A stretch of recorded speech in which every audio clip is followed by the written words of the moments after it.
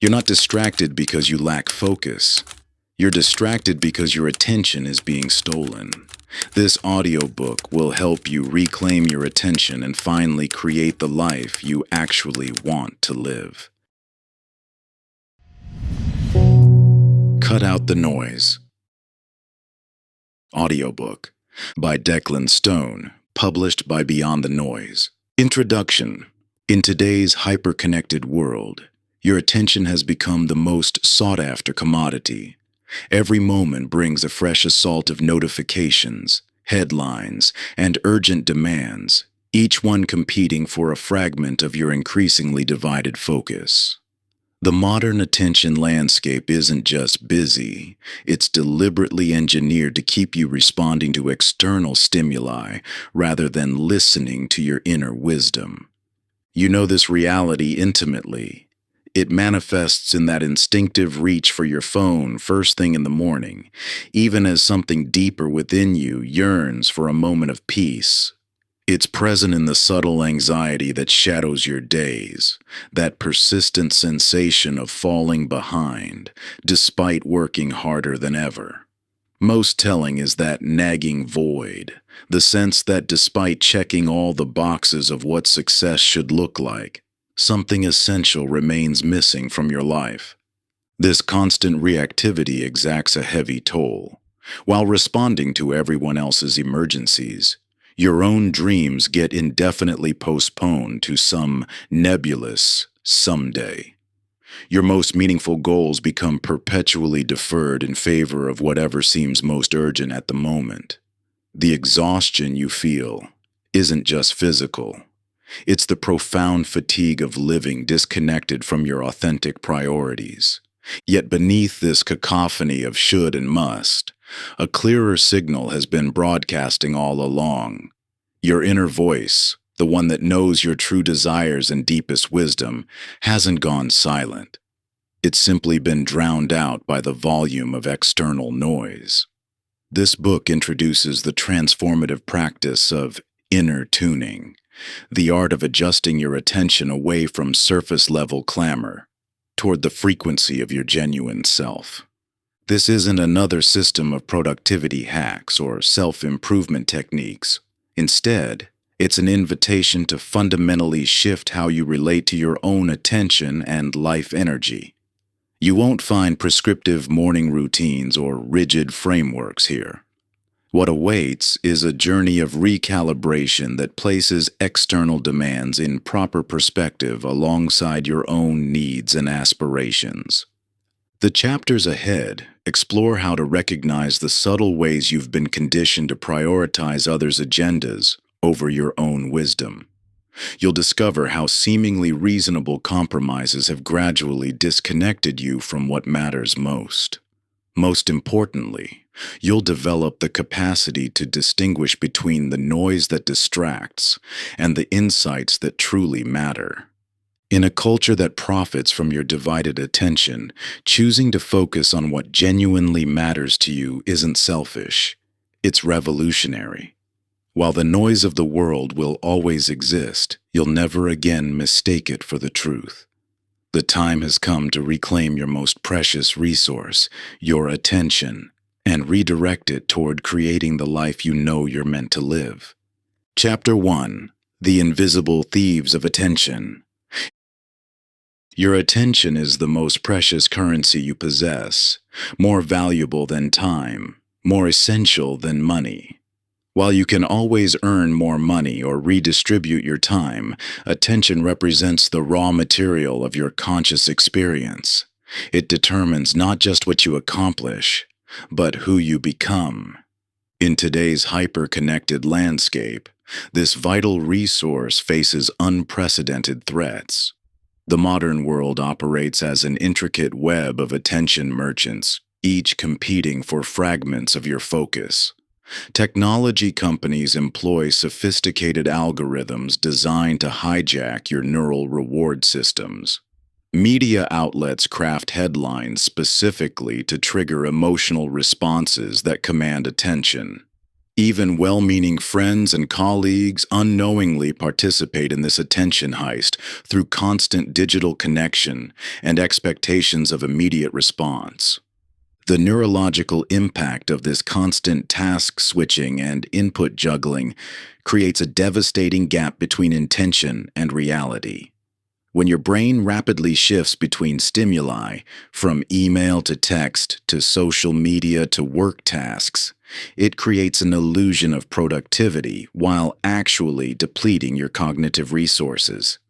This neural exhaustion explains why you can reach the end of a busy day feeling completely drained, yet struggling to identify what you truly accomplished. Think of your attention like a garden where everything you focus on grows stronger. Each moment of focus acts as water and sunlight, nourishing whatever receives it. When your attention constantly scatters to urgent but unimportant matters, you inadvertently cultivate weeds of distraction, while the flowers of your genuine aspirations wither from neglect. The content you consume, the conversations you engage in, the tasks you prioritize, all these become the landscape of your mental garden. This isn't about demonizing technology or suggesting you disconnect entirely from modern life. The digital age offers unprecedented opportunities for learning, connection, and impact. However, unconscious consumption and reactive attention patterns create an environment where external priorities consistently override internal wisdom. The key lies not in complete withdrawal, but in conscious choice about where your attention flows. The first step in reclaiming your attention requires understanding exactly where it currently goes. An attention audit reveals the truth of your focus patterns. For one day, track how you actually spend your mental energy. Notice how often you check your phone, how frequently you switch tasks, how many times your attention shifts in response to external triggers rather than internal priorities. This awareness-building exercise often reveals surprising patterns, like discovering you check email 50 times a day or spend hours scrolling through social media in small increments that add up significantly. This audit serves as a mirror, reflecting the reality of your attention allocation versus your intended priorities. The gap between these two states often proves startling. While you might believe you're focusing on important goals and relationships, the actual data frequently shows your precious attention currency being spent on low-value transactions with attention merchants. What makes this dynamic particularly challenging is how the attention economy deliberately blurs the line between important and urgent. Every notification presents itself as crucial. Every headline claims to be breaking news. Every email marks itself as high priority. Without conscious intervention, your attention naturally flows toward whatever shouts loudest rather than what matters most. The vital shift comes in recognizing that attention thieves can only take what you unconsciously surrender. While the external world grows increasingly sophisticated at capturing attention, your internal capacity to direct focus remains a sovereign power. Every moment presents a choice. Will your attention flow toward what truly matters, or will it scatter to whatever demands it most urgently? This recognition sets the foundation for everything that follows. Until you reclaim sovereignty over your attention, any attempt to cut through the noise of modern life will prove temporary at best. Your attention represents the decisive battleground between external demands and internal wisdom, between the life you're conditioned to live and the one you're called to create. Chapter 2. Living in the Echo Chamber. Imagine standing in the center of a vast, crowded room where countless voices compete for your attention. Family members call out their hopes for your future, friends share their definitions of success, experts proclaim the right way to live, and an endless stream of social media feeds broadcast constantly shifting standards of achievement. Each voice seems to know exactly what you should do, who you should be, and how you should live. The cacophony is so overwhelming that your own inner voice, if it still speaks at all, has become nearly impossible to hear. This isn't just a metaphor. It's the invisible reality you navigate every day. From your earliest moments, external voices have shaped your understanding of success, happiness, and fulfillment. Parents and teachers instilled their values and fears. Cultural messages defined acceptable paths. Social media algorithms curate your aspirations. Even now, your notion of a good life likely contains many elements you've unconsciously absorbed rather than consciously chosen. These external influences create what psychologists call borrowed dreams, goals and desires that feel personal but actually originate from others' expectations. It's like wearing clothes chosen by someone else.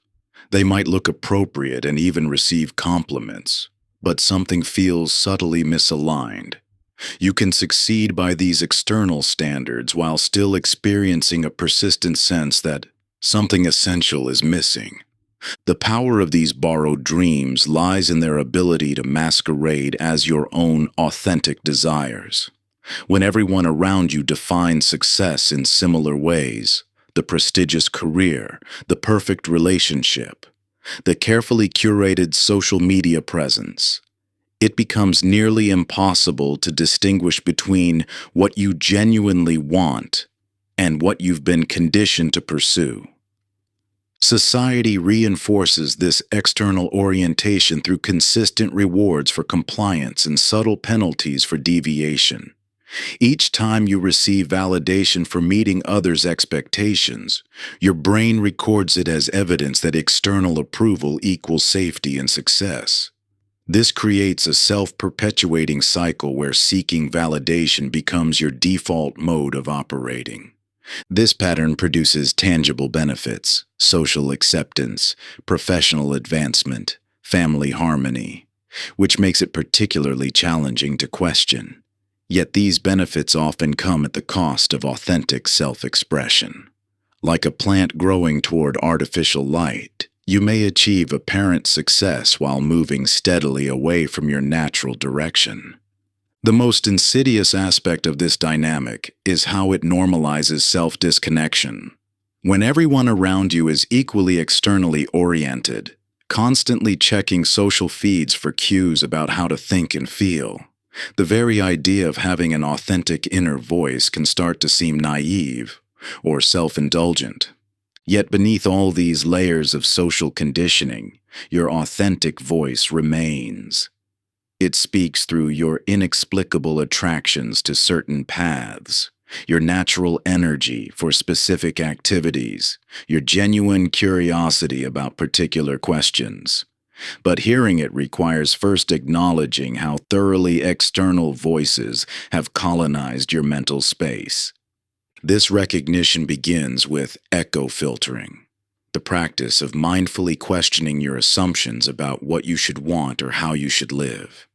When you encounter a should thought, pause to ask, whose voice is this really? Does this align with my actual experience? What happens in my body when I consider this path? This isn't about rejecting all external input. Connection and cultural belonging remain vital human needs. Rather, it's about developing the discernment to recognize external influences and make conscious choices about which to incorporate. It's about distinguishing between voices that enhance your authentic expression and those that suppress it. The most powerful echo chambers aren't found on social media. They exist within your own mind, where accumulated expectations and internalized voices create a constant background noise that drowns out your deeper knowledge. Only by becoming aware of these internal echoes can you begin to hear the quiet but persistent signal of your authentic voice trying to guide you home. Chapter 3. The Autopilot Paradox. Consider how many times you've arrived at your destination with no memory of the journey itself.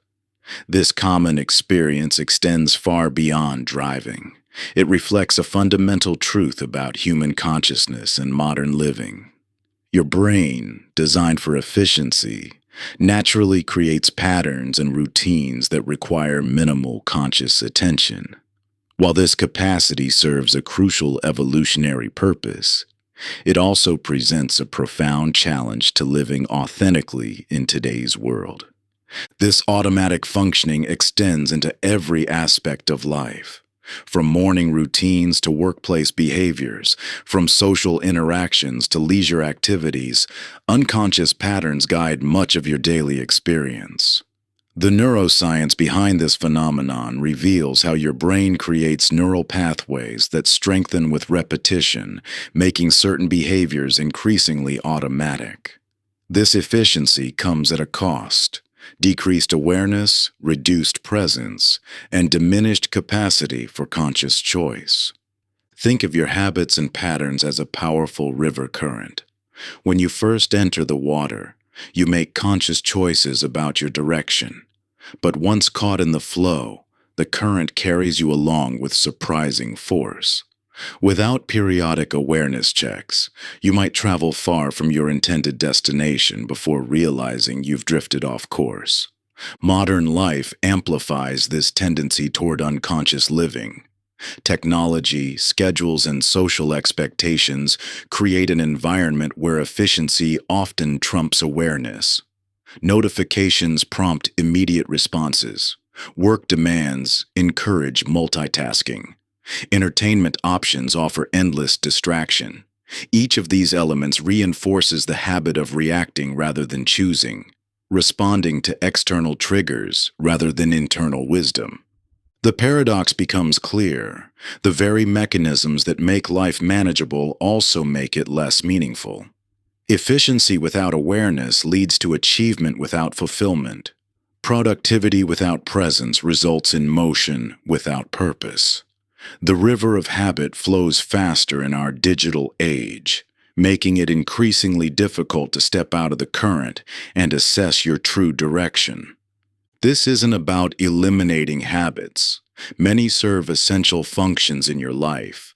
The key distinction lies between conscious patterns aligned with your deeper purpose and unconscious reactions that disconnect you from what matters most. Healthy routines can create space for creativity, growth, and connection. But when operating purely on autopilot, even beneficial habits can become barriers to authentic living.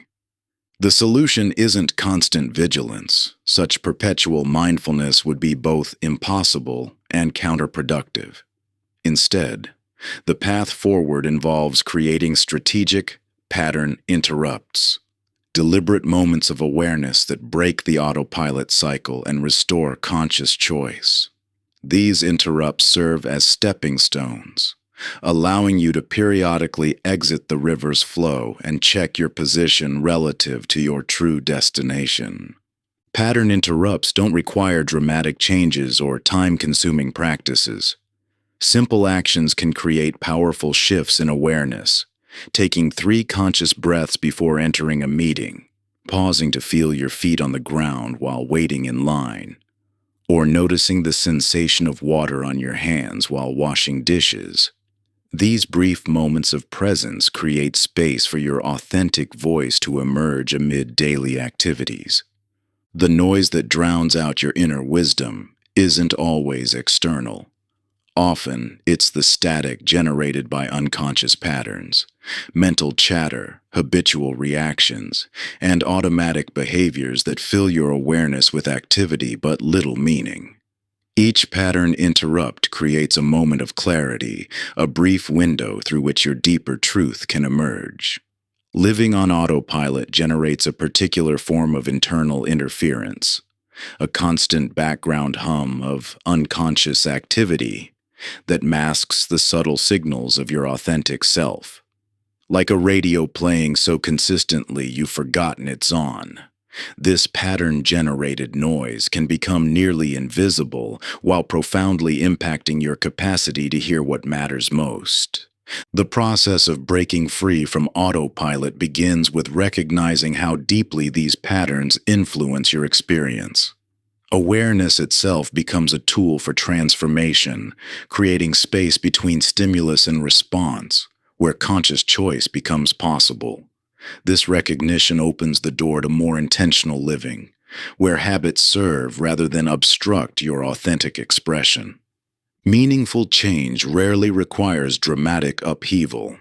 Often, it begins with a simple moment of genuine awareness, a brief pause in the automatic flow of life where you recognize the possibility of choosing differently. These moments, though small, contain the seeds of profound transformation. Chapter 4. The Permission Trap. Who are you waiting for permission from? This question strikes at the heart of an internal struggle you've likely wrestled with countless times. That dream, goal, or deep knowing sits within you like a quiet certainty. Yet something holds you back from taking decisive action.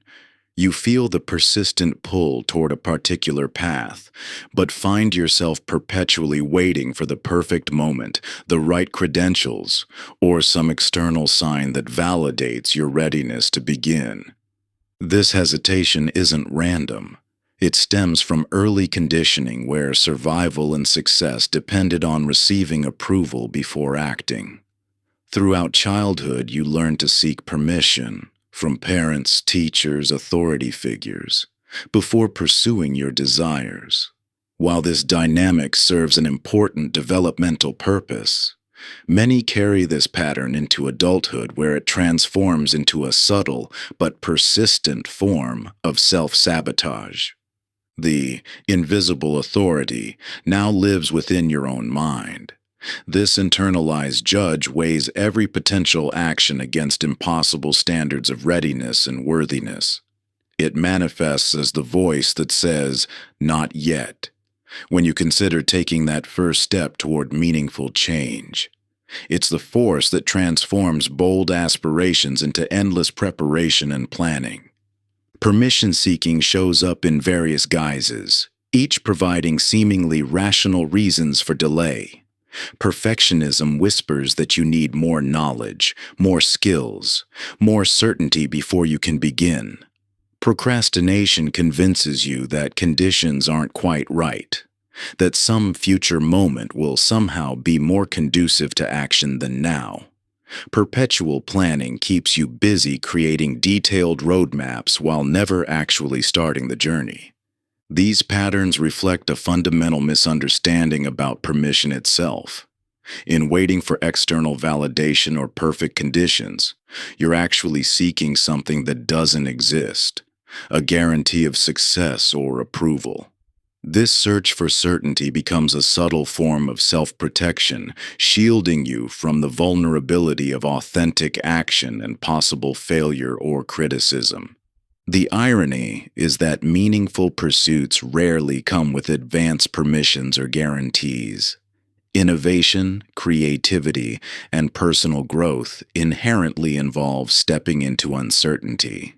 Those who've made significant impacts in any field didn't wait for universal approval. They granted themselves permission to begin, despite doubts and potential criticism. This insight reveals the permission paradox.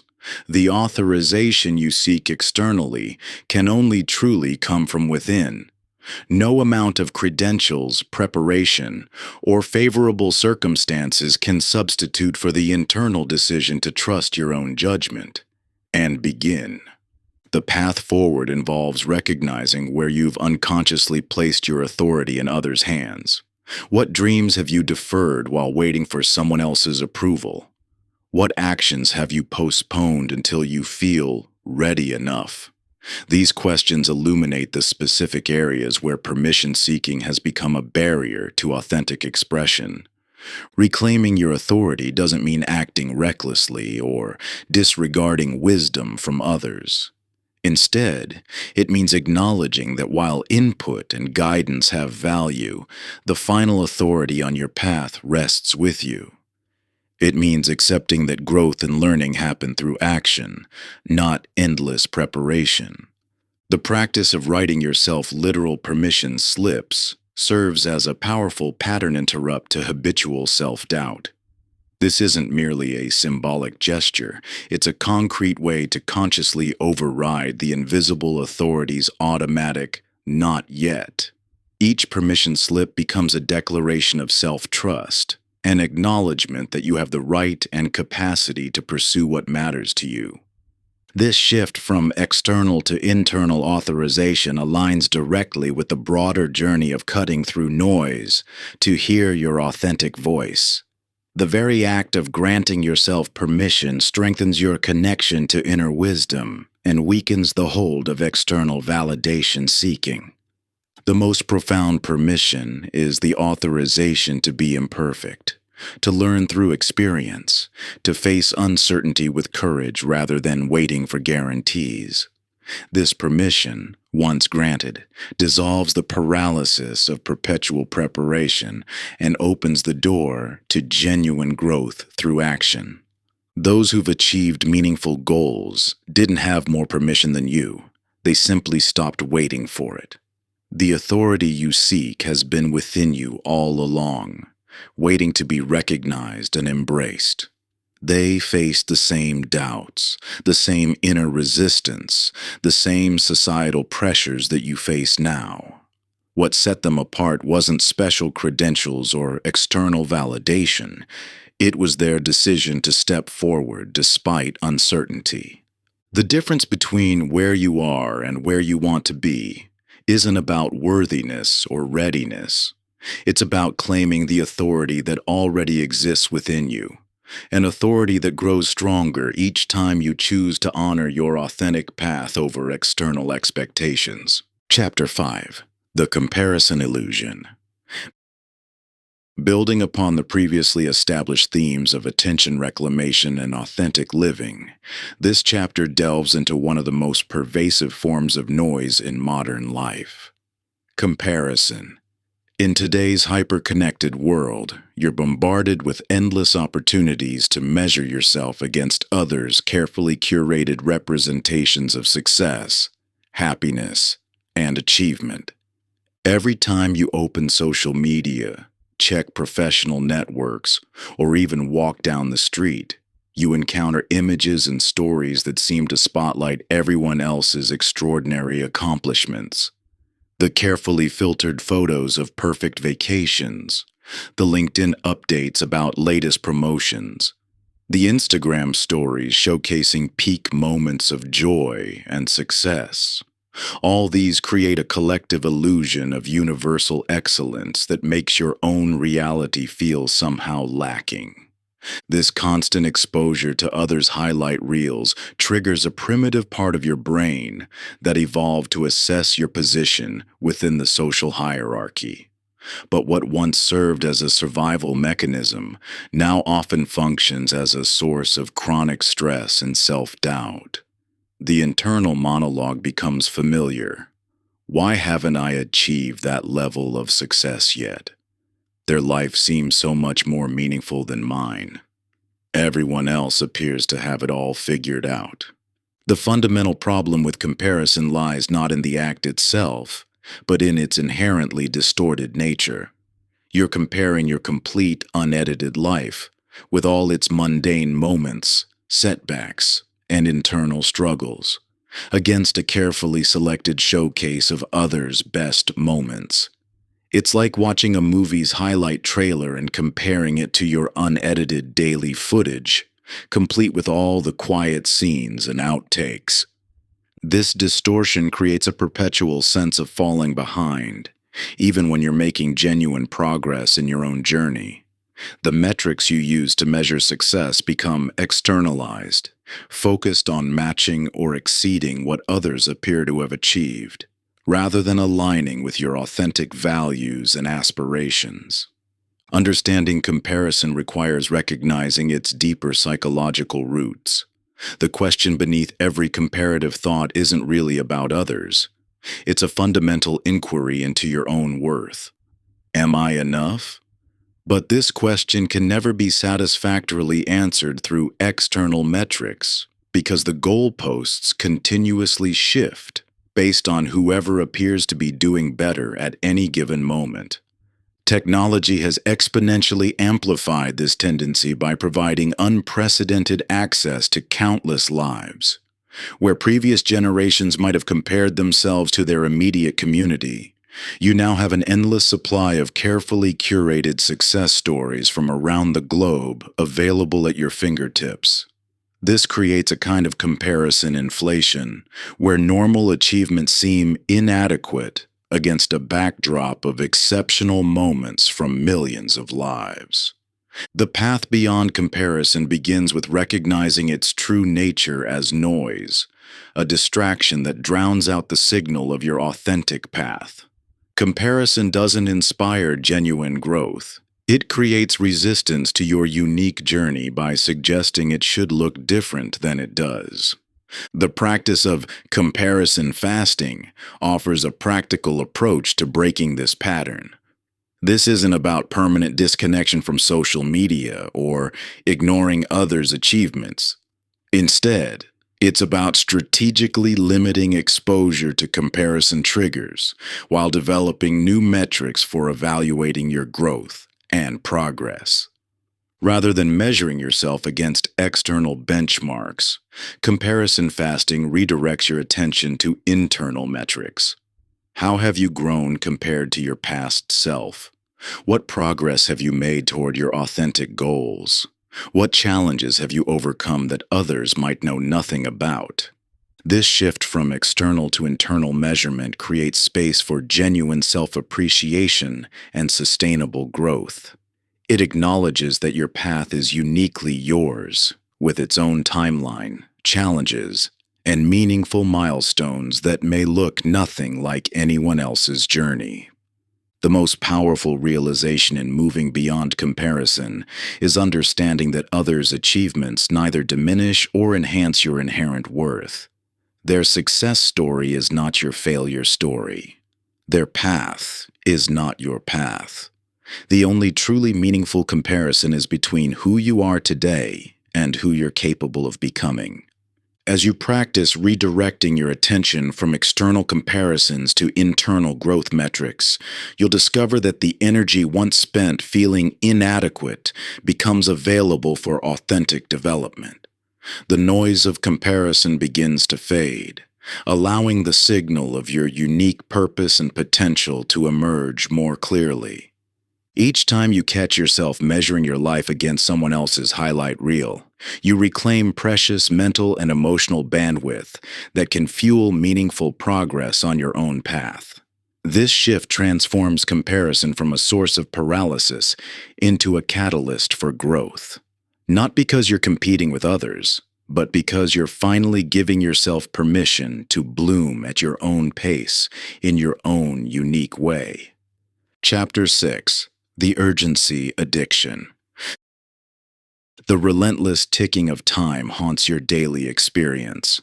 Despite having more technological conveniences and time-saving tools than any generation before, you find yourself perpetually racing against the clock, breathless with the weight of endless tasks, demanding immediate attention.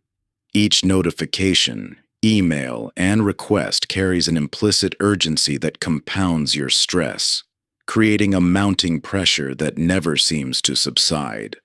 This constant state of emergency has become so normalized that you might not even recognize it as unusual anymore. You check your phone first thing in the morning, immediately plunging into a flood of messages and updates that set your nervous system on high alert before you've even fully awakened. Throughout the day, you rush from task to task, treating each one as equally critical, while that nagging sensation grows. The feeling that, despite all this activity, you're not actually moving forward in any meaningful way. The truth about urgency reveals itself through your body's response to this perpetual time pressure. Each surge of adrenaline that comes with racing to meet a deadline or managing multiple simultaneous demands triggers a biochemical reward, a rush that makes you feel more alive, more important, more necessary. This physiological response can become addictive, training your nervous system to seek out and even create situations of urgency to maintain that heightened state of arousal. Consider how your perception changes when driving in heavy traffic.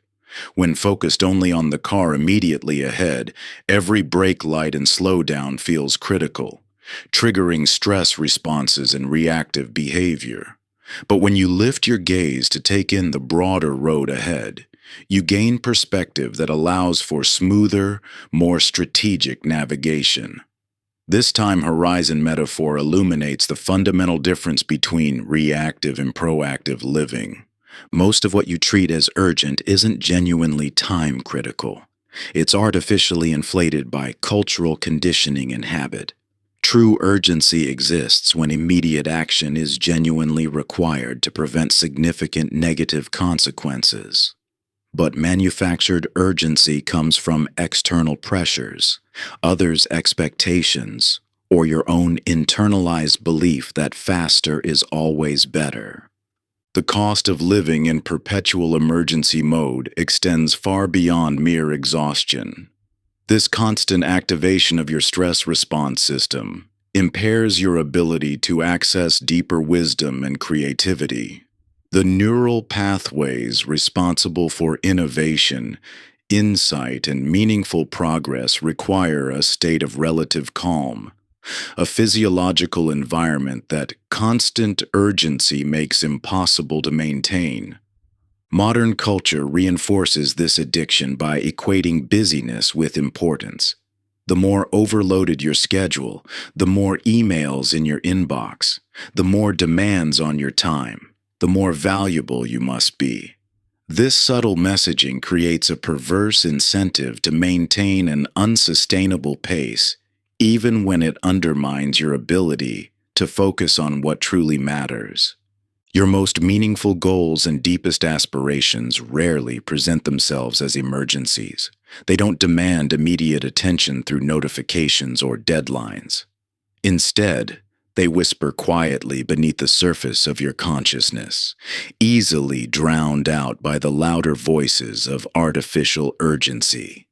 This explains why you often find yourself postponing the very activities that would bring the most profound sense of fulfillment. They never seem quite urgent enough to prioritize over the constant stream of seemingly pressing demands. Breaking free from urgency addiction requires developing a new relationship with time itself. This begins with recognizing how your current perception of time scarcity creates a self-fulfilling prophecy. The more rushed you feel, the more you compress time in your mind, leading to decisions and behaviors that generate even more time pressure. The path forward involves learning to distinguish between true priorities and manufactured emergencies. This requires regular pauses to assess whether your actions align with your deeper values and long-term vision. Each time you feel that familiar surge of urgency, pause to question its validity. Is this situation genuinely time-critical, or has it been artificially inflated by habit or external pressure? This recalibration doesn't mean abandoning responsibility or ignoring genuine deadlines. Instead, it means developing the discernment to recognize which demands truly require immediate attention and which can be approached with a more measured response. This shift allows you to allocate your energy more effectively, creating space for the meaningful progress that constant reactivity makes impossible. The quality of your attention changes dramatically when you step out of emergency mode. Released from the grip of perpetual urgency, your mind can expand beyond immediate concerns to consider broader possibilities and deeper implications. This expanded perspective naturally leads to more strategic decisions and more fulfilling outcomes. You begin to notice opportunities that were always present but invisible through the lens of constant crisis. Your relationships deepen as you bring your full presence to conversations rather than mentally racing to the next task. Even familiar situations reveal new dimensions when approached with the spaciousness that comes from breaking free of artificial time pressure. This shift transforms not just what you do, but how you experience each moment of your life. Chapter 7. The Courage to Disappoint. Building upon the themes of attention reclamation and authentic living established in previous chapters, the critical topic of boundaries emerges as a fundamental cornerstone of protecting your focus and honoring your true priorities. That familiar tension rises in your chest as someone makes a request, your mouth forming yes while your mind screams no. This moment captures the essence of the boundary challenge that keeps so many trapped in cycles of overcommitment and self-betrayal. The pressure to maintain harmony by always accommodating others' needs comes at a devastating cost. Beyond the obvious drain on time and energy, chronic people-pleasing gradually erodes your connection to yourself. Each time you override your authentic no to avoid disappointing someone, you send a subtle but powerful message to your subconscious that your needs and limits don't matter. This pattern often originates in early experiences where acceptance and safety depended on meeting others' expectations. The child learns that harmony requires self-sacrifice, carrying this template into adult relationships. While the original survival strategy may have served its purpose, continuing to operate from this mindset prevents you from establishing the healthy boundaries essential for sustainable well-being and meaningful contribution. The oxygen mask principle from airline safety instructions provides a perfect metaphor for understanding boundaries. Just as passengers must secure their own oxygen before helping others, you must maintain healthy limits to have the energy and capacity for genuine service. This isn't selfish, it's physics. You cannot sustainably give from a depleted state. The distinction between boundaries and walls proves crucial here. Walls arise from fear and keep everything out, while boundaries arise from self-respect and allow authentic connection while protecting essential limits. Proper boundaries don't diminish relationships. They enhance them by replacing resentful obligation with genuine choice. The hidden costs of boundary deficiency extend far beyond exhaustion. When you consistently override your limits to accommodate others, you lose touch with your own desires and wisdom. The constant background noise of unmet needs drowns out the quiet voice of intuition trying to guide you toward authentic priorities. Resentment builds as you witness others respecting their limits, while you remain trapped in patterns of perpetual accommodation. This brings us to a counterintuitive truth. Proper boundaries actually increase your capacity for genuine generosity. When you choose your commitments consciously rather than accepting them compulsively, you bring full presence and authentic energy to what you do undertake. The quality of your contribution rises even as the quantity may decrease. The concept of disappointment budgeting offers a practical framework for navigating this territory. Just as financial budgeting acknowledges limited resources and requires conscious allocation, disappointment budgeting recognizes that you cannot please everyone all the time. Some disappointment is not just inevitable, but necessary for living authentically. This shifts the question from, how can I avoid disappointing anyone? To, where can I most ethically and strategically allocate my limited energy? This reframe transforms boundary setting from a scary confrontation into a natural expression of responsible resource management. The resistance to disappointing others often masks a deeper fear, the fear of disapproval, rejection, or losing connection. Yet genuine connection cannot exist without authentic boundaries. When you consistently override your limits to please others, you're not actually connecting, you're performing. This performance may maintain surface harmony but prevents the vulnerable authenticity required for real intimacy. The path forward involves developing your disappointment tolerance muscle, the ability to sit with the temporary discomfort of others' reactions when you honor your authentic limits. This capacity grows through practice, starting with small boundaries in low-stakes situations and gradually expanding to more significant limits in important relationships. Eventually, you discover that most people respect clear, consistently maintained boundaries, even if they initially push back. Those who consistently fight against your healthy limits reveal important information about their own relationship with boundaries and respect. This naturally interweaves with the broader theme of cutting out noise. When you silence the anxious internal chatter about potentially disappointing others, you create space to hear your authentic voice more clearly. Each time you honor a boundary, you strengthen your connection to inner wisdom and weaken the habit of external validation seeking. The noise of imagined reactions and worst-case scenarios gradually fades, replaced by the steady signal of your own truth. You begin to trust that standing firm in your authenticity attracts the right connections while naturally filtering out relationships that drain your energy. What first feels like a risk, the possibility of rejection or judgment, transforms into a reliable compass pointing toward genuine connections and deeper self-trust. Chapter 8. The Power of Selective Ignorance. In today's hyper-connected world, you face an unprecedented challenge. The sheer volume of information competing for your attention has created a paradox.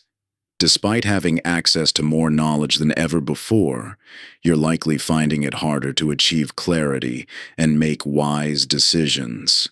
This reveals a counterintuitive truth that stands at odds with our culture's assumptions. Knowing less can sometimes lead to greater wisdom and effectiveness.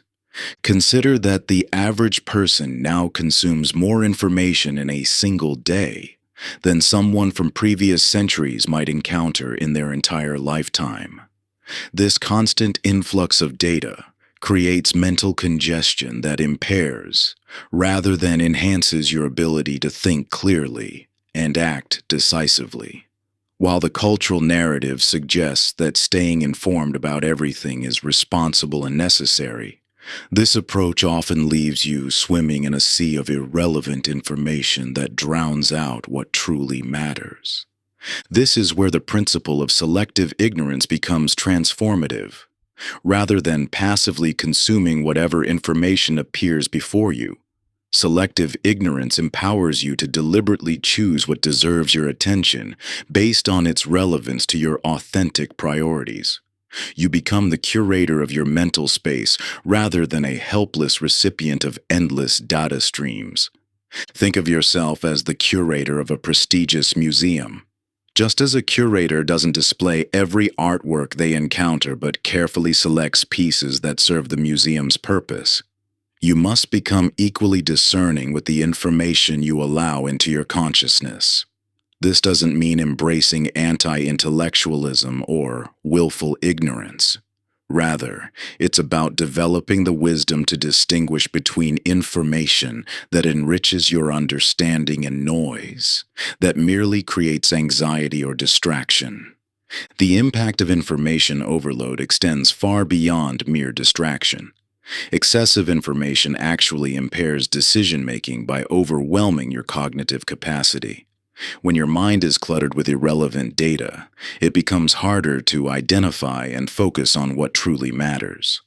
The constant stream of news, updates, and alerts creates artificial urgency around matters that have no real bearing on your life or goals.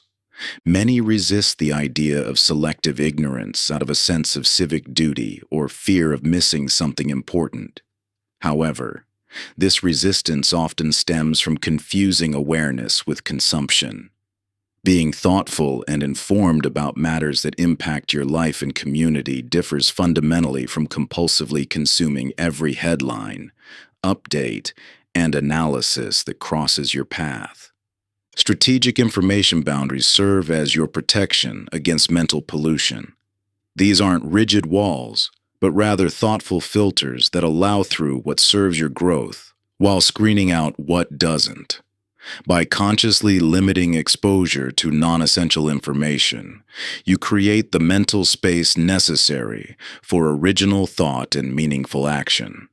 The practice of information boundaries requires regular evaluation of your information sources. When considering any potential input, ask yourself, does this information serve my authentic priorities? Will knowing this help me take meaningful action or make better decisions? Or is it merely adding to the noise that drowns out my inner wisdom? This selective approach to information doesn't just reduce mental clutter, it actively enhances your ability to think deeply and see clearly. When you're no longer attempting to process everything, you can finally focus on what matters most. The mental energy previously spent keeping up with endless inputs becomes available for deeper understanding and creative thought. What you choose not to know can be as important as what you learn. This might seem radical in a culture that equates information consumption with preparation and competence. Yet true wisdom often emerges not from knowing more, but from clearing away the non-essential to reveal what's genuinely important. The integration of selective ignorance into your life creates a powerful shift. Rather than feeling perpetually behind on staying informed, you begin to experience the clarity that comes from conscious curation of your mental space. This clarity becomes essential fuel for focusing on your authentic priorities and advancing toward your meaningful goals. This isn't about retreating from reality, but about engaging with it more purposefully. By choosing what deserves your attention rather than accepting whatever appears, you reclaim your power to focus on what truly matters.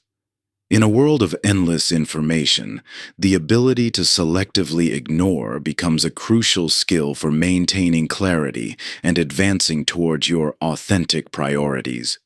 Chapter 9. The Art of Mental Subtraction. In an age obsessed with more, there's profound power in less. As you navigate your daily life, you've likely noticed how your mental space increasingly resembles an overcrowded room. Each surface laden with commitments, each corner stuffed with goals, and every wall plastered with concerns demanding attention. This mental clutter creates a fog of complexity that obscures what truly matters. The human mind wasn't designed to juggle endless obligations and infinite options. When everything seems important, nothing can truly be prioritized.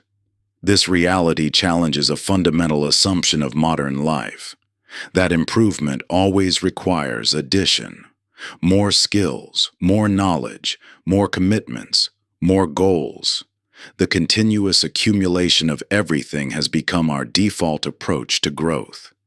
Yet true mastery often moves in the opposite direction. Consider the art of sculpture, where masterpieces emerge not through addition, but through careful removal. Michelangelo didn't create David by adding clay. He liberated the figure by chipping away everything that wasn't David.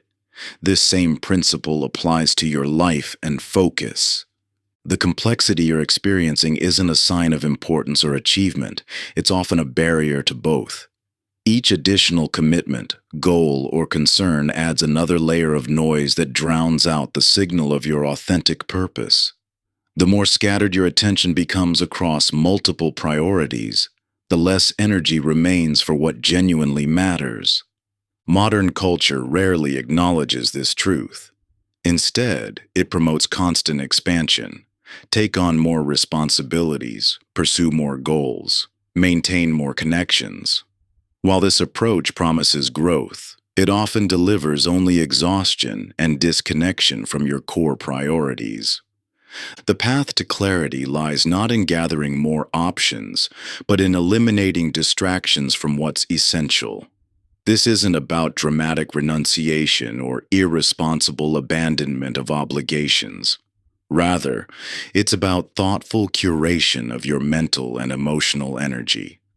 Commitment pruning offers a systematic approach to this curation. Like a gardener who strengthens a plant by removing unnecessary growth, you can enhance your effectiveness by strategically reducing what demands your attention. This process begins with honest evaluation.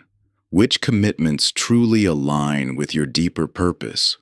What goals actually serve your authentic path rather than someone else's expectations? The immediate resistance to this approach often stems from fear of missing opportunities or appearing uncommitted.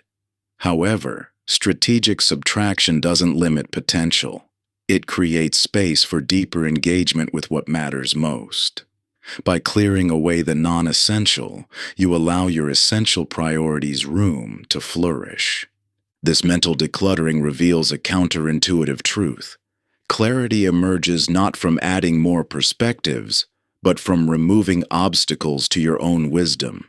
When you clear away the excess, the unnecessary commitments, the misaligned goals, the scattered focus, what remains is often exactly what you've been seeking. The process requires courage. It means saying no to good opportunities that aren't your best path. It means disappointing some expectations to honor your authentic direction. It means trusting that less complexity can lead to more meaningful results. As you examine your current mental landscape, consider: how many of your daily activities truly align with your deeper purpose? Which commitments, if removed, would create space for what matters most? What goals, if eliminated, would actually clarify rather than limit your path forward? The value of subtraction extends beyond immediate relief from overwhelm. When you remove what doesn't serve your authentic purpose, you create space for depth. Ideas have room to develop fully. Actions can flow from genuine conviction rather than scattered obligation. Relationships can deepen beyond surface maintenance. This principle of removal over addition offers a different lens through which to view progress. Instead of constantly seeking more to add, begin looking for what can be eliminated. Rather than asking, "What else should I do?" ask, "What can I remove to reveal what's truly essential?" In the same way a sculptor's chisel reveals the figure within the marble, your process of strategic subtraction unveils the clarity and purpose that have been there all along, waiting to be uncovered. What appears at first as limitation becomes liberation, the freedom to focus deeply on what truly matters. Each deliberate choice to remove something unnecessary brings your authentic vision into sharper focus. Much like how each strike of the sculptor's tool exposes more of the masterpiece within.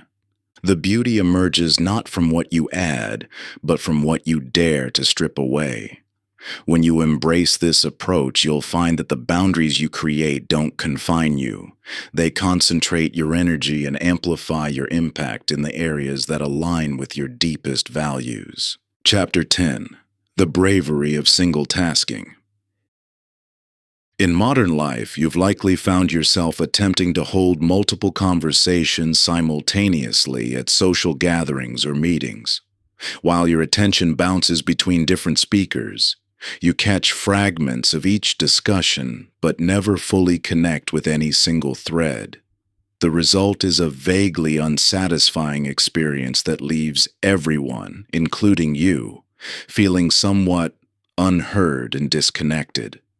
This scenario perfectly illustrates how most people navigate their daily lives, partially attending to multiple inputs rather than fully engaging with any single moment or task. The illusion of productivity through multitasking has become so normalized that focusing on one thing at a time feels almost irresponsible. Yet research consistently shows that what we call multitasking is actually rapid attention switching, and it comes at a steep cognitive cost. Studies have revealed that each time you switch between tasks, your brain requires additional energy to reorient and refocus. This constant shifting creates a cognitive drain that not only reduces the quality of your work, but also depletes your mental resources faster than sustained attention on a single task. The myth of multitasking as efficiency has led to a culture where being busy is often mistaken for being productive. Think of attention like diving in water. When you skim across the surface, touching multiple points briefly, you might cover more area, but you miss the depth and richness that exists below.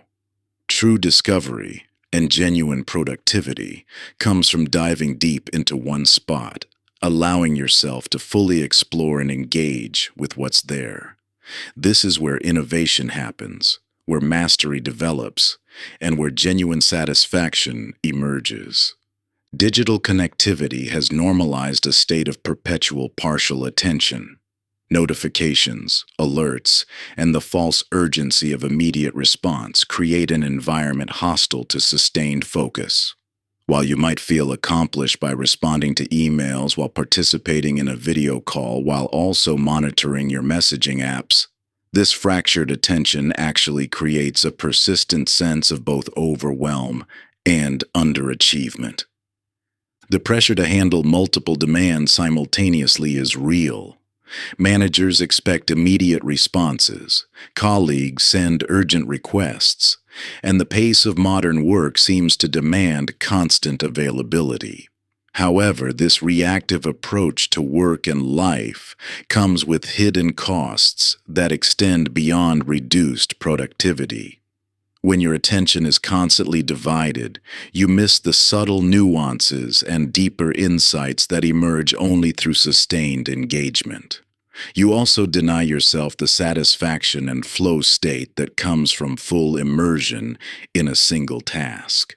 The concept of depth intervals offers a practical approach to reclaiming your attention.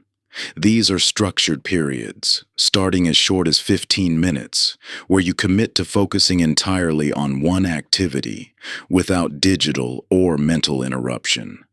During these intervals, you temporarily suspend the obligation to be instantly responsive. You silence notifications, close unnecessary tabs, and give yourself permission to be unavailable to everything except the task at hand. Initially, this level of focus might feel uncomfortable or even anxiety-inducing. Years of conditioning to remain constantly available have created a habit of divided attention that can feel natural despite its inefficiency. However, as you practice these depth intervals, you'll discover something remarkable. Not only does your productivity improve, but your experience of work and life becomes richer and more satisfying. The contrast between perpetual task switching and single tasking becomes evident through direct experience. When you're constantly shifting attention, you operate in a state of shallow processing where everything feels somewhat urgent, but nothing receives your full creative capacity. In contrast, during periods of sustained focus, you access deeper levels of thought and creativity. Solutions emerge more naturally, insights develop more fully, and the quality of your work noticeably improves. This shift toward single tasking represents a countercultural stance in today's world. It requires the courage to temporarily disconnect, to let some things wait, and to trust that fuller engagement with fewer things ultimately serves everyone better than partial engagement with many. In a culture that celebrates constant connectivity and immediate response, choosing to focus exclusively on one thing, despite the pull of many, becomes an act of revolutionary self-respect. To begin practicing single tasking, start small. Choose one important task each day for a focused depth interval. Remove potential interruptions by closing email, silencing your phone, and if possible, finding a quiet space. Set a timer for your chosen interval and give yourself full permission to engage only with that task until the timer ends. Notice both the challenges and benefits of this focused attention. As you develop this capacity for sustained focus, gradually extend the duration of your depth intervals. You might discover that 3 hours of genuine single tasking accomplishes more than 8 hours of divided attention. More importantly, you'll likely find that this approach not only improves your productivity, but also enhances your sense of presence and satisfaction in whatever you're doing. The choice to focus exclusively on one thing represents a profound shift in how you engage with work and life. It acknowledges that while the demands for your attention may be infinite, your capacity for meaningful engagement is not. By choosing depth over breadth, presence over dispersion, you reclaim not just your productivity, but your experience of life itself. Chapter 11. The Sanctuary of Solitude.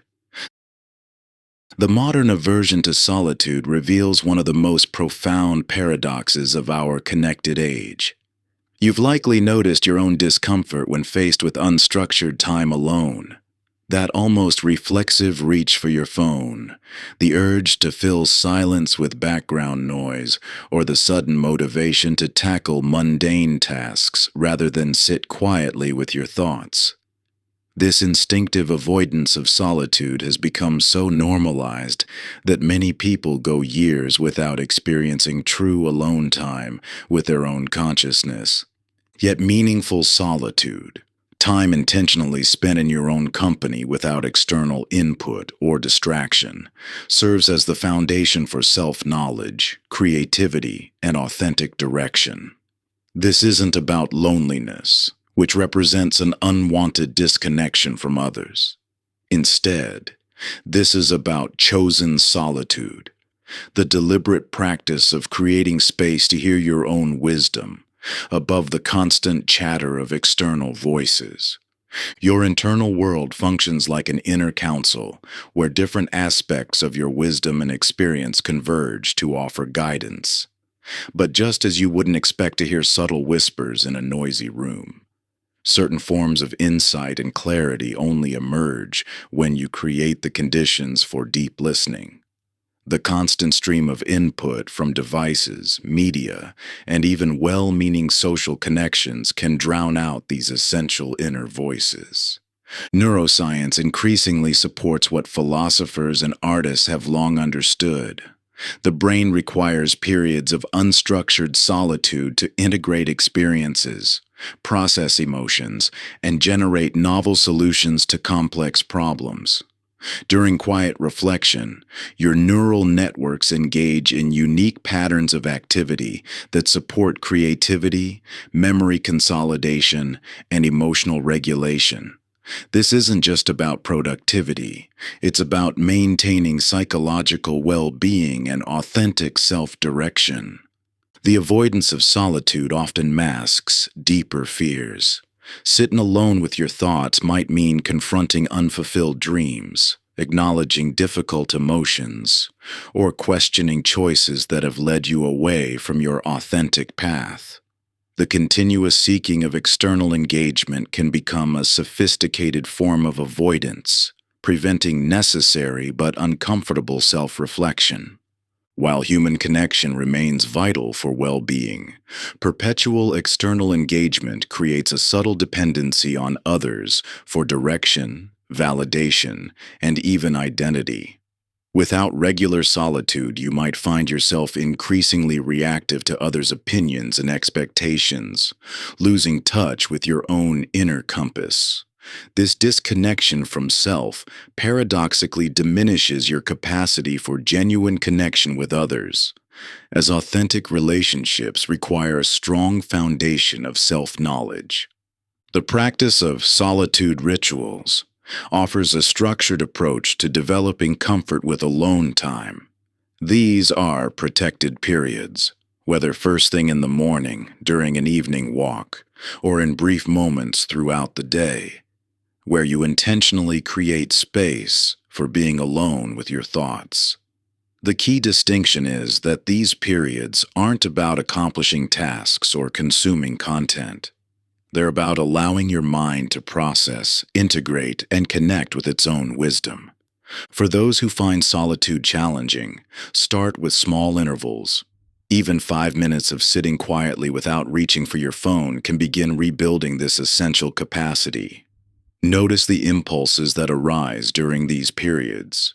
The urge to check messages, to fill the silence, to do something productive. Simply observing these patterns without immediately acting on them starts to rebuild your tolerance for being alone with your thoughts. The relationship between solitude and clarity becomes evident through practice. When constantly surrounded by external input, decisions and directions often emerge from reaction rather than intention. In contrast, regular solitude creates space for your authentic preferences and wisdom to surface. Solutions to persistent problems often emerge not through more information or advice, but through allowing your mind the quiet space to process what you already know. This isn't about withdrawing from life or relationships. Rather, it's about developing the capacity to maintain connection with your own truth, even amid the noise and demands of modern life. Quality solitude actually enhances your ability to engage meaningfully with others by ensuring you bring your authentic self to those interactions, rather than simply reflecting others' expectations. Your relationship with yourself forms the foundation for all other relationships and endeavors. The ability to sit comfortably in your own presence, to listen to your own wisdom, and to trust your inner guidance becomes increasingly crucial in a world that constantly competes for your attention. While the noise of the world will always be there, regular solitude ensures you maintain access to your own deepest truth. Chapter 12. The Freedom of Constraints. As I explore the paradoxical relationship between constraints and creativity, a profound truth emerges. Limitations often enhance rather than restrict our potential. When faced with boundaries, the human mind discovers innovative pathways and solutions that unlimited freedom rarely inspires. This principle manifests powerfully in creative pursuits. Notice how the strict structure of a sonnet can produce more moving poetry than completely unrestricted verse, or how working within a limited color palette often yields more striking artwork than access to every possible hue. Modern life bombards you with unprecedented choice in every domain. From hundreds of streaming entertainment options to infinite career possibilities to countless ways to structure relationships and lifestyle. This explosion of freedom should theoretically lead to greater satisfaction and fulfillment. Yet the opposite often occurs. Decision fatigue sets in, commitment becomes harder, and a persistent fear of missing out, FOMO, undermines contentment with any single path. Consider how a river's power comes from its banks. Without these natural constraints, the same volume of water would disperse into a shallow, stagnant pond. Similarly, your energy and attention gain momentum and impact when channeled by thoughtful limitations. Unlimited options, rather than enhancing your freedom, can actually diminish your progress by scattering your focus across too many possibilities. This dynamic plays out across numerous life domains. In creative work, endless possibilities often lead to paralysis, while specific parameters spark innovative solutions. In relationships, clear boundaries and agreements tend to create more intimacy than completely undefined connections. In daily routines, structured schedules frequently accomplish more than completely flexible time. The key lies in recognizing that constraints aren't arbitrary restrictions, but focusing mechanisms that enhance commitment and momentum. When you thoughtfully limit your options, you reduce the cognitive load of constant choosing and redirect that mental energy toward deeper engagement with what matters most. Consider how productive focus emerges not from having unlimited time, but from working within defined periods. Notice how meaningful connections develop not from keeping infinite possibilities open, but from committing fully to specific relationships. Observe how clear priorities emerge, not from trying to do everything, but from mindfully choosing what deserves your attention. Creative constraints serve as powerful tools for channeling your energy toward meaningful goals. By deliberately limiting options, time, or resources, you create clarity about what matters most and generate momentum that endless possibility rarely achieves. This might mean setting specific working hours instead of keeping everything flexible, choosing a clear specialty rather than trying to master everything, or committing to a defined project scope instead of keeping it perpetually expandable. The most profound freedom doesn't come from having unlimited options, but from wholehearted commitment to what you've mindfully chosen. When you embrace purposeful constraints, external noise naturally diminishes as your energy aligns more powerfully with your authentic priorities. The boundaries you set don't restrict your potential. They amplify it by focusing your resources where they matter most. This understanding transforms how you approach limitations in your life.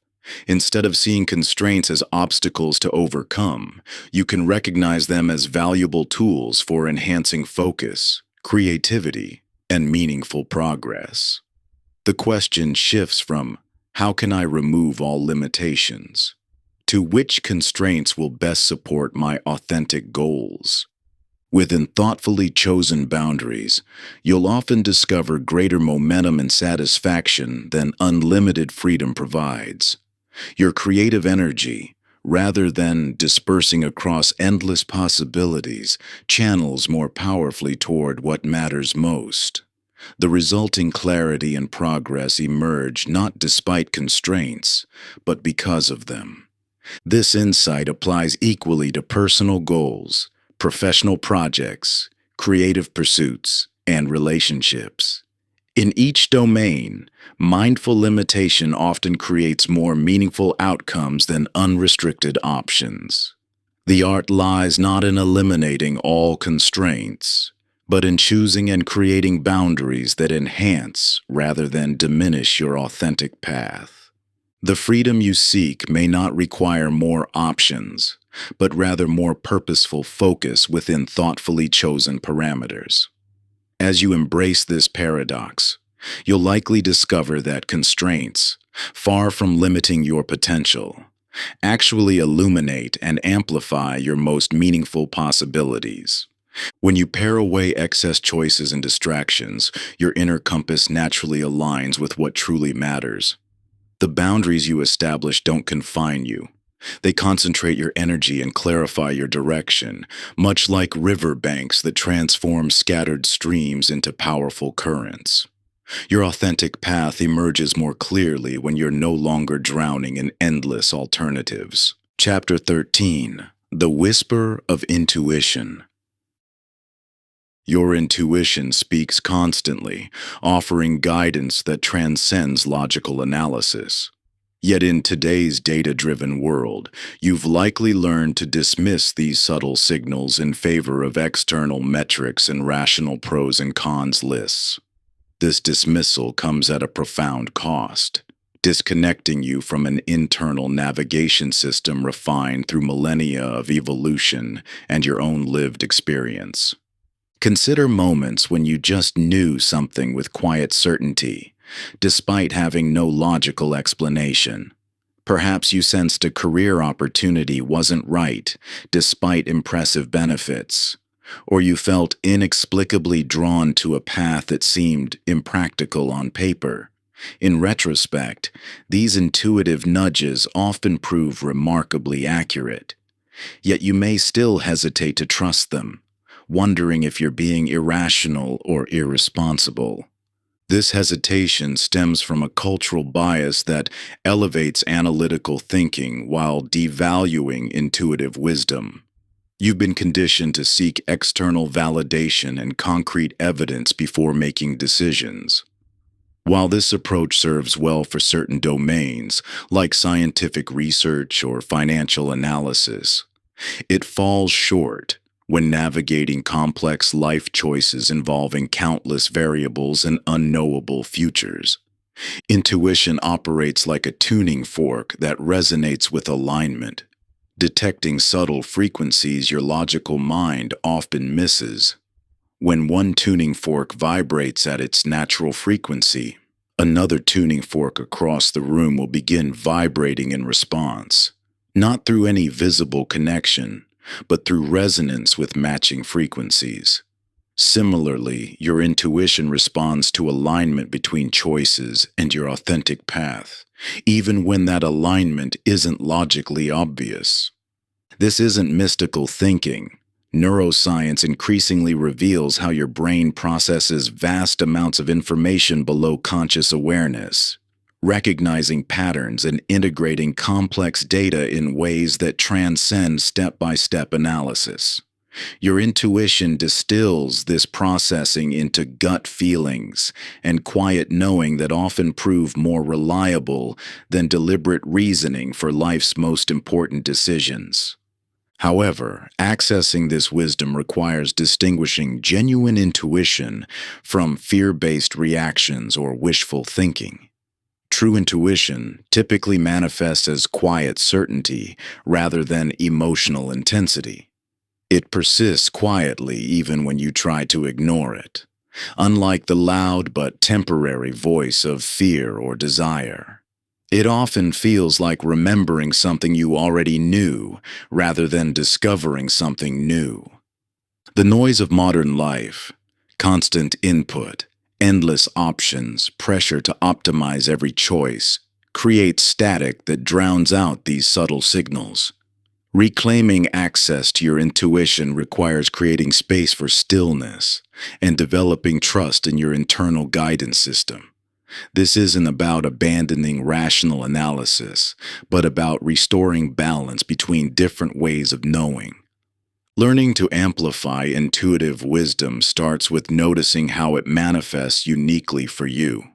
Pay attention to physical sensations that accompany moments of knowing, perhaps a settling in your stomach, an opening in your chest, or a sense of lightness. Notice when these signals appear and how accurately they guide you. Practice pausing before immediately seeking external validation for decisions. Instead of rushing to gather more information or poll others for opinions, sit with your initial intuitive response. Notice if it shifts or strengthens with quiet attention. This doesn't mean acting impulsively, but rather giving internal wisdom equal consideration alongside external input. Your deepest truth often speaks not through the voice of certainty, but through quiet knowing that requires stillness to hear. In a world that profits from your self-doubt and disconnection from internal wisdom, learning to trust your intuition becomes a revolutionary act. While the logical mind excels at analyzing what is, intuition excels at sensing what could be, making it an essential guide for creating a life aligned with your authentic path. By reclaiming trust in your intuitive wisdom, you gain access to an internal compass that integrates complex information in ways your conscious mind cannot. This integration allows for decisions that honor both practical realities and deeper knowledge. Choices that feel right not because they check all the logical boxes, but because they resonate with your truth at a fundamental level. The cultural emphasis on external metrics and rational analysis serves valuable purposes but becomes limiting when it drowns out intuitive wisdom.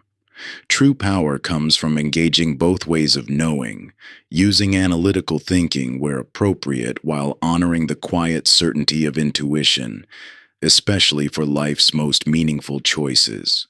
This capacity to recognize and trust your internal guidance system is essential for cutting through the noise of competing voices and endless options. While external input has its place, your deepest wisdom often speaks through subtle signals that require stillness and self-trust to discern. Chapter 14. The Courage to Want What You Want. At the core of genuine transformation lies a deceptively simple yet profound challenge: acknowledging what you truly want. Right now, in this moment, pause and consider the last time you allowed yourself to fully recognize a deep desire without immediately dismissing or diminishing it. If you're like most people, this reflection reveals an automatic pattern of self-censorship, so ingrained it operates below conscious awareness. This reflexive editing of your authentic desires manifests in subtle yet pervasive ways. You catch yourself qualifying statements of wanting with "but," "if only," or "someday." You rationalize away aspirations as impractical before fully exploring their possibility. You label genuine desires as selfish or unrealistic without examining these judgments. This internal censorship occurs so swiftly and automatically that many desires never fully emerge into conscious awareness. This disconnection from authentic wanting creates a peculiar modern paradox. While surrounded by unprecedented options and opportunities, you may find yourself pursuing goals that bring achievement without fulfillment, acquiring things that don't bring lasting satisfaction, or following paths that look successful on paper but feel hollow in practice. The buried treasure metaphor illuminates this dynamic. Your authentic desires aren't dangerous impulses to be controlled or eliminated. They're valuable guidance about your genuine direction and purpose, like treasure buried beneath layers of accommodation and expectation. Just as buried treasure requires careful excavation to uncover, accessing your authentic desires requires gently removing the accumulated layers of should, must, and supposed to that have covered them over time. This excavation process requires understanding the distinction between superficial wants and authentic desires. Superficial wants often arise from external influences: advertising, social pressure, cultural messaging about what success should look like. They create a temporary itch that, when scratched, leaves you still feeling incomplete.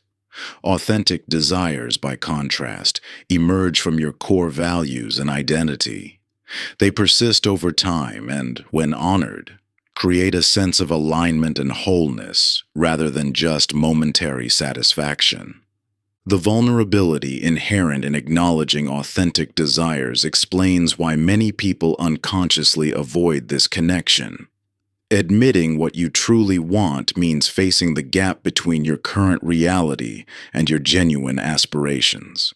It means risking disappointment if those desires prove difficult to attain. Perhaps most challengingly, it means taking responsibility for your choices rather than defaulting to external expectations. Yet this vulnerability also points to the transformative power of authentic wanting. When you dare to acknowledge what you truly desire, first to yourself and then perhaps to others, you reclaim authority over your life direction. This doesn't mean every desire must be immediately or completely attained. Rather, honest recognition of your wants creates the possibility of genuine choice and intentional action aligned with your values. The practice of desire mapping offers a structured approach to this exploration. This isn't about making lists of material acquisitions or status achievements.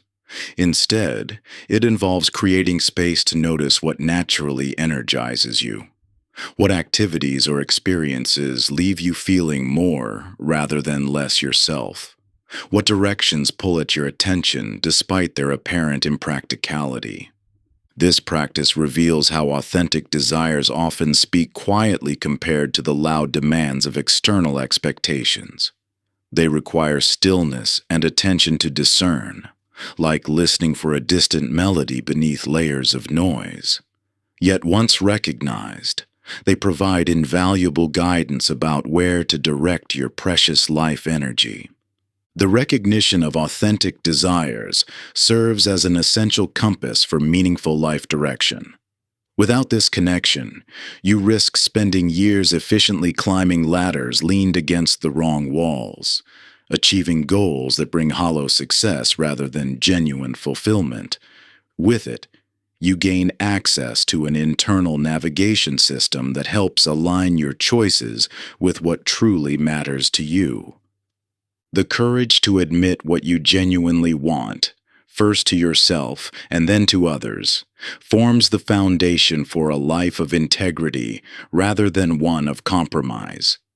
This doesn't mean pursuing desires recklessly or ignoring practical constraints.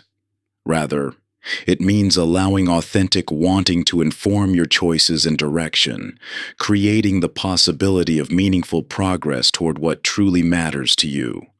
When you honor these deeper yearnings instead of dismissing them as impractical or selfish, you open the door to creative solutions that bridge the gap between present limitations and future possibilities. Even small acknowledgments of what you truly want can spark transformative shifts, gradually aligning your outer actions with your inner truth. This alignment generates an energy and clarity that makes obstacles feel less daunting and sacrifices more worthwhile, because they serve a purpose that resonates in your bones. Chapter 15: The Gift of Imperfect Action. Action reveals what preparation conceals. This truth becomes evident when you consider learning to swim. No amount of studying technique from the shore can replace the essential wisdom gained from actually entering the water. While you might understand swimming intellectually through research and observation, certain forms of knowing only emerge through direct experience. Your perfectionist tendencies often manifest as an endless preparation phase, convincing you that just one more book, one more course, or one more revision will finally make you ready. This pattern of perpetual preparation serves as an unconscious shield against the vulnerability inherent in creation and the possibility of criticism. By staying in the planning phase, you protect yourself from the discomfort of imperfect execution while maintaining the illusion of progress. Yet this protective pattern creates a paradox. The very mechanism you use to ensure success actually prevents meaningful achievement. Excellence, the worthy pursuit of quality through continuous improvement, gets confused with perfectionism, the impossible standard that prevents either beginning or completion. One leads to growth, while the other guarantees stagnation. Consider how a broken compass still provides valuable information when you start walking. Even if slightly inaccurate, movement through actual terrain teaches you more about both the landscape and your direction than perfect calculations that never leave the starting point. Your brain is designed to learn through action, adjusting and refining based on real feedback, rather than theoretical projections. This biological reality explains why action generates clarity that planning cannot. When you begin before feeling completely ready, you engage neural pathways that respond to actual experience rather than imagined scenarios. The imperfect action creates data that no amount of preparation could provide, allowing your system to make precise adjustments based on reality rather than speculation. The fear of judgment that underlies perfectionism often appears rational. Why not ensure the highest quality before sharing your work or pursuing your dreams? Yet this apparently reasonable concern obscures a deeper truth. Initial imperfection isn't just inevitable, it's actually valuable for development. Every master in every field began as a novice who dared to be imperfect in public. The practice of imperfect iterations provides a structured approach to overcoming perfectionism paralysis. Rather than waiting for perfect conditions or complete certainty, you commit to taking small but consistent actions in the direction of your goals. Each iteration provides concrete feedback that guides your next step, creating a dynamic learning process that perfect planning could never achieve. This reflects a fundamental shift from seeing imperfection as something to eliminate before beginning to recognizing it as an essential part of the development process. Just as a sculptor must rough out basic forms before refining details, your initial efforts create the foundation that later refinement builds upon. The transition from perpetual preparation to actual engagement often feels threatening to your perfectionist patterns.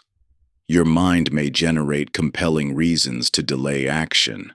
More research needed, conditions not quite right, skills not yet mastered. Recognizing these as protective mechanisms rather than genuine obstacles allows you to acknowledge the fear without letting it prevent progress. Movement generates momentum that perfect plans never achieve. Each small action, however imperfect, creates both forward progress and invaluable feedback about your next step. This compound effect of consistent imperfect action over time produces results that perpetual preparation could never match. The willingness to begin before feeling ready might be the single most important skill for transforming dreams into reality. This isn't about reckless action or dismissing preparation entirely. It's about finding the courage to start with what you have, where you are, knowing that the most valuable learning comes through direct experience rather than theoretical knowledge. Your path forward emerges through movement, not contemplation. Like learning to swim, certain forms of understanding only become available when you dare to leave the safety of the shore and enter the water of actual experience. The discomfort of imperfect action today creates more progress than the comfort of perfect preparation, indefinitely delayed. Each uncertain step builds your capacity in ways that endless planning never could.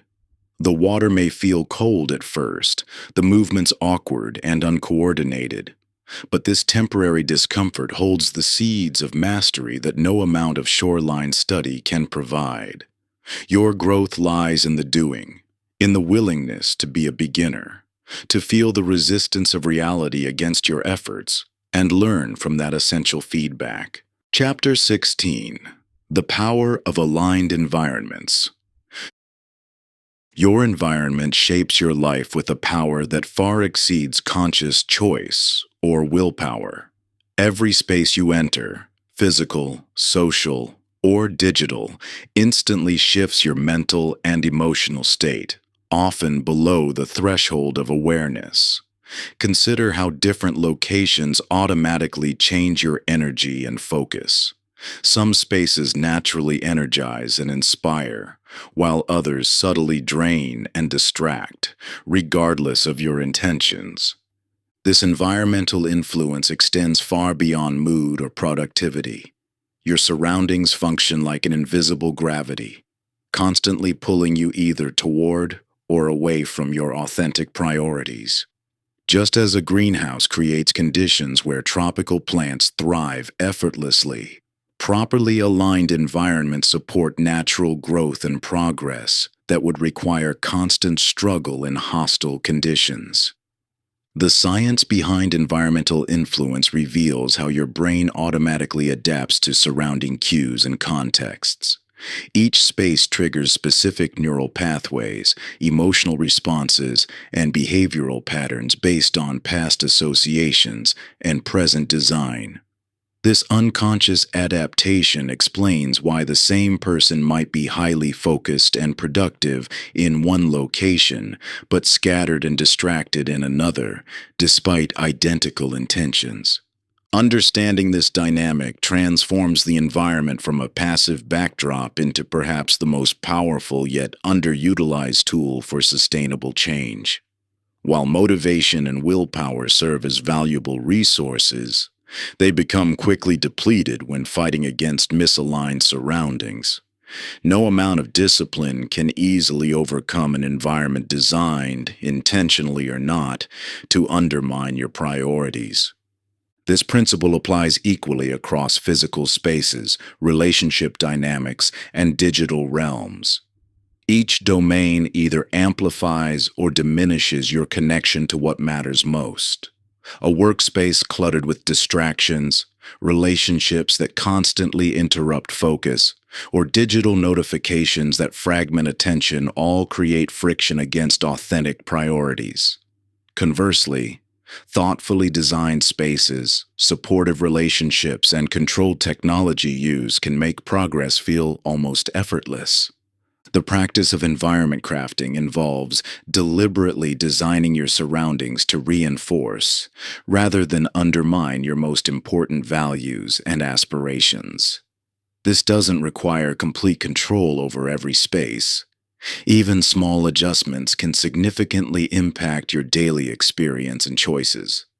The key lies in identifying your highest priorities and then assessing how different environments either support or sabotage these aims.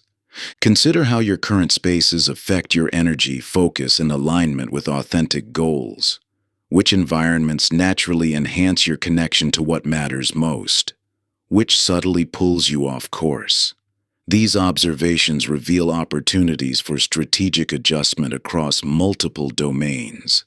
Physical spaces influence through tangible design elements like layout, lighting, organization, and accessibility of different items or activities. Social environments shape behavior through relationship dynamics, expectations, and group norms. Digital realms affect attention and priorities through notification settings, app arrangements, and content algorithms. This isn't about manipulating yourself or others, but rather about thoughtfully designing contexts that support your authentic intentions. Think of it as a form of pre-commitment to your priorities, creating conditions that naturally guide you toward what matters most, instead of relying solely on willpower to fight against misaligned environments. The contrast between struggling against unsupportive surroundings versus having environments aligned with your priorities reveals the profound impact of this approach. When your spaces, physical, social, and digital, naturally reinforce your authentic goals, progress requires far less effort and resistance. The environment itself does much of the work that willpower alone could never sustain. Crafting supportive environments begins with honest assessment of current spaces and their impact on your focus and energy. Notice which locations, relationships, and digital contexts enhance or diminish your connection to authentic priorities. Even small adjustments in these domains can create significant shifts in your daily experience and long-term trajectory. This attention to environmental design represents a fundamental shift from trying to force change through pure discipline to creating conditions where desired behaviors and outcomes emerge more naturally. Your surroundings will always shape your choices and actions. The question is whether this influence aligns with or works against your most meaningful aspirations. Chapter 17: The Freedom from External Validation. You know that feeling when you achieve something meaningful but hesitate to fully embrace the satisfaction until others acknowledge it. That peculiar modern instinct that makes experiences feel somehow less real until they're shared, validated, or liked by others. This dependency on external validation has become so normalized that we barely question it anymore. Yet it profoundly impacts how we measure our worth and make decisions.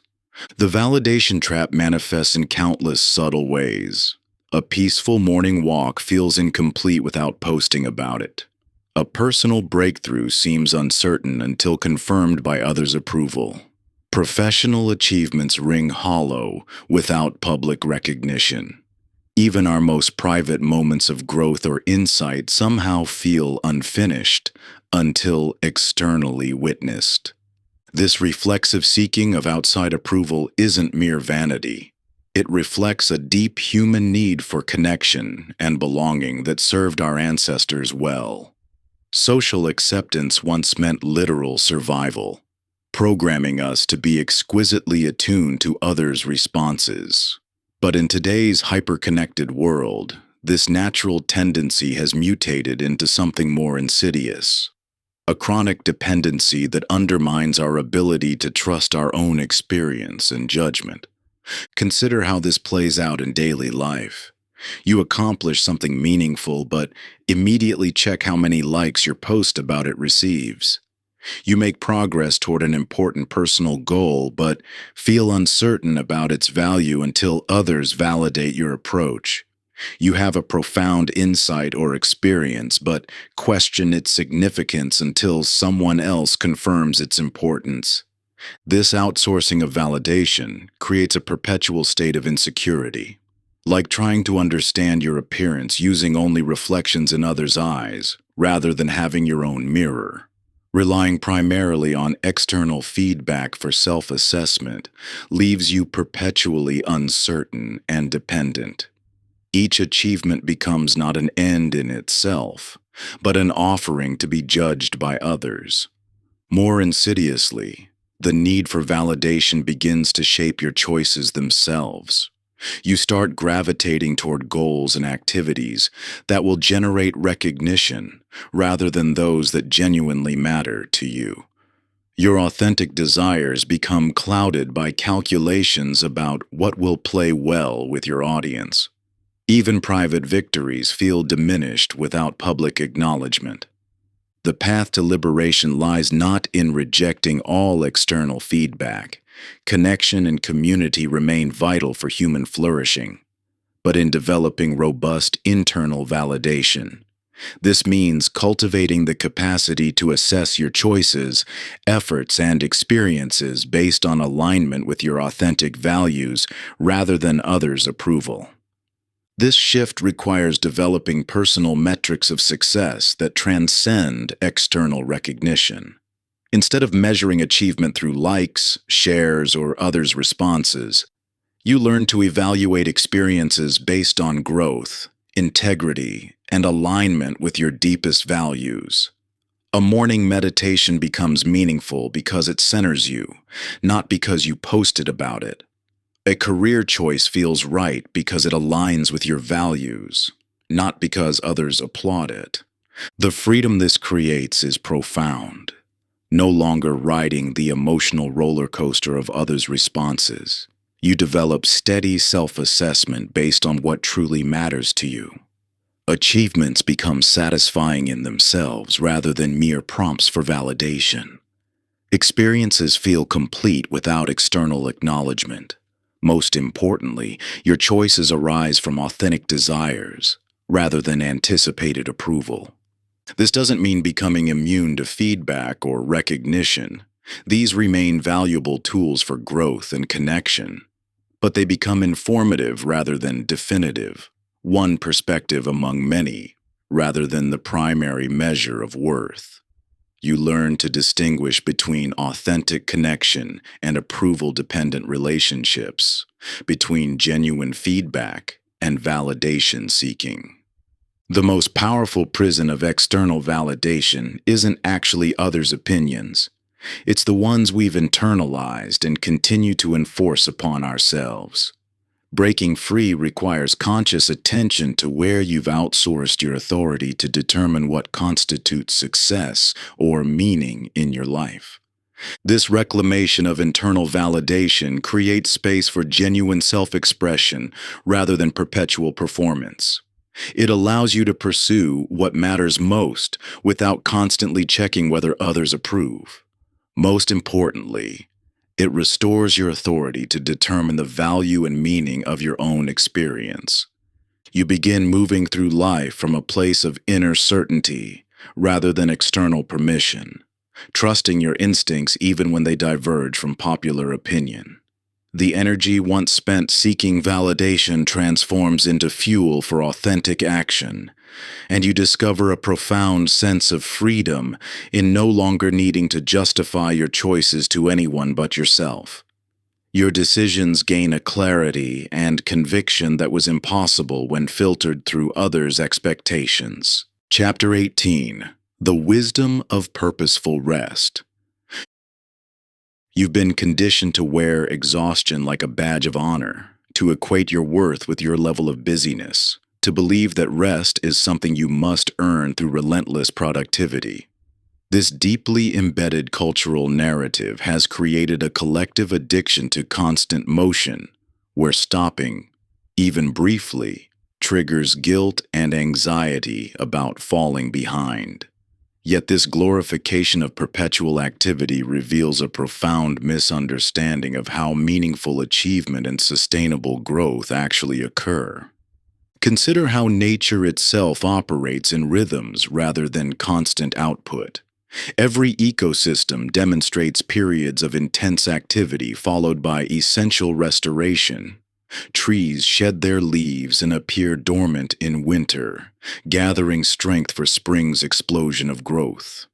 The most fertile soil requires periods of lying fallow, a temporary pause in cultivation that actually enhances future productivity. These natural cycles aren't signs of weakness or inefficiency. They're the very mechanism that ensures sustainable abundance. The human brain and body operate on similar principles. Your capacity for deep focus, creative insight, and meaningful progress depends on a delicate balance between engagement and renewal. When you ignore this fundamental need for restoration, you don't just diminish your effectiveness, you actually reduce your ability to recognize what matters most. Chronic busyness creates a form of cognitive tunnel vision, where everything feels equally urgent, making it impossible to distinguish between meaningful priorities and mere motion. But there's a crucial distinction between genuine rest and what most people do when exhausted. Passive collapse, mindlessly scrolling through social media, binge-watching shows, or simply zoning out, doesn't provide the restoration your system needs. While these activities might feel like doing nothing, they actually continue to tax your attention and deplete your resources.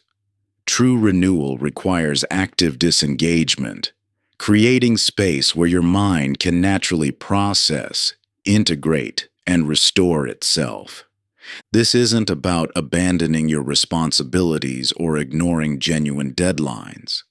It's about recognizing that your effectiveness in meeting those demands actually increases when you incorporate strategic renewal into your rhythms. Research consistently shows that periods of purposeful rest enhance creativity, improve decision-making, and increase productive capacity. The most innovative solutions and deepest insights often emerge not during intense focus, but in the spaces between effort, when your mind has room to naturally synthesize information and generate new connections. The resistance you feel toward rest often masks deeper fears. In the artificial quiet of genuine pause, uncomfortable questions about meaning and purpose have space to surface. Constant motion can become a way of avoiding these essential reflections. But this avoidance comes at a tremendous cost, not just to your well-being, but to your ability to create work that truly matters, rather than simply staying busy. Strategic renewal involves designing intentional rest that serves your creative and cognitive capacity, rather than merely recovering from depletion. This might mean taking actual breaks between tasks instead of immediately switching to the next demand. It could involve regular periods of complete digital disconnection, allowing your attention to naturally restore itself. For some, it means incorporating brief meditation or simply sitting quietly with your thoughts instead of filling every moment with input or activity. The quality of your rest directly impacts the quality of your work and life. When you're chronically depleted, everything becomes harder. Tasks that would normally engage your creativity become exhausting obligations. Relationships that could energize you begin to feel like additional demands. Your ability to distinguish signal from noise, to focus on what truly matters, becomes compromised. Consider how different your experience might be if you approached rest not as something to squeeze in when absolutely necessary, but as an essential component of meaningful achievement. Imagine moving through your days with genuine cycles of engagement and renewal, maintaining your capacity for deep focus and creative insight rather than pushing until you collapse. This isn't just about feeling better. It's about creating conditions where your best work and most meaningful contributions naturally emerge. The path forward isn't about dramatic changes, but about small, consistent shifts in how you view and incorporate rest. Start by questioning the assumption that more activity automatically equals more value. Notice the difference between genuine renewal and passive collapse. Begin creating small spaces for intentional rest, observing how this affects your clarity, creativity, and capacity to focus on what truly matters. Conclusion. Throughout this journey, you've explored a fundamental truth that often gets lost in the noise of modern life. Focusing on yourself and your authentic path isn't selfish. It's the most profound contribution you can make to the world. When you honor your deepest wisdom and align your life with what truly matters to you, you create the conditions for offering your unique gifts in ways that serve not just your own fulfillment, but the greater good. You've seen how the constant bombardment of external demands, expectations, and distractions can drown out the quiet but persistent voice of your authentic self. You've discovered practical tools for reclaiming your attention, from creating compassionate boundaries to practicing selective ignorance, from embracing strategic solitude to designing environments that naturally support your priorities. Most importantly, you've begun to recognize the difference between the noise that fragments your focus and the signal that guides you toward meaningful growth. This journey of cutting out the noise isn't a one-time achievement, but an ongoing practice of returning to what matters most. You might still worry about disappointing others as you honor your authentic path, or feel uncertain about the practical implications of prioritizing internal alignment over external demands. These concerns are natural. They reflect how deeply conditioned we are to prioritize others' expectations over our own wisdom. Yet consider how living authentically ultimately serves your relationships and communities.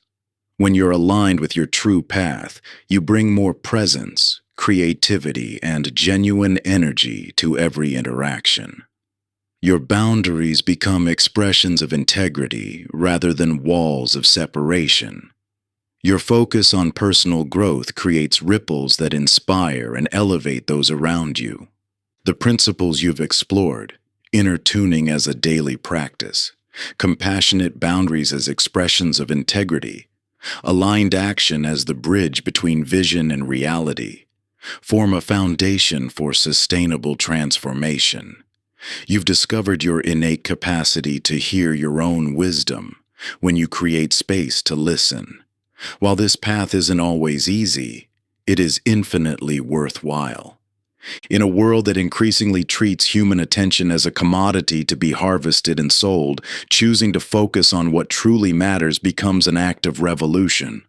By reclaiming your attention and redirecting it toward authentic priorities, you resist the fragmentation of modern life and demonstrate an alternative way of being, one based on presence, purpose, and genuine connection. Remember, The most profound act of courage isn't achieving extraordinary external success, but having the bravery to listen to your own voice amid the noise and follow where it leads, one focused, intentional day at a time. The noise will always be there, but you now possess the awareness and tools to distinguish between what distracts and what truly matters. Your journey continues, but with each conscious choice to honor your authentic path, you create positive change that extends far beyond yourself. Thank you for joining me on this journey. Remember, you're capable of so much more than you know. Now, take the next step and make it happen. Much more than you know. Now, take the next step and make it happen.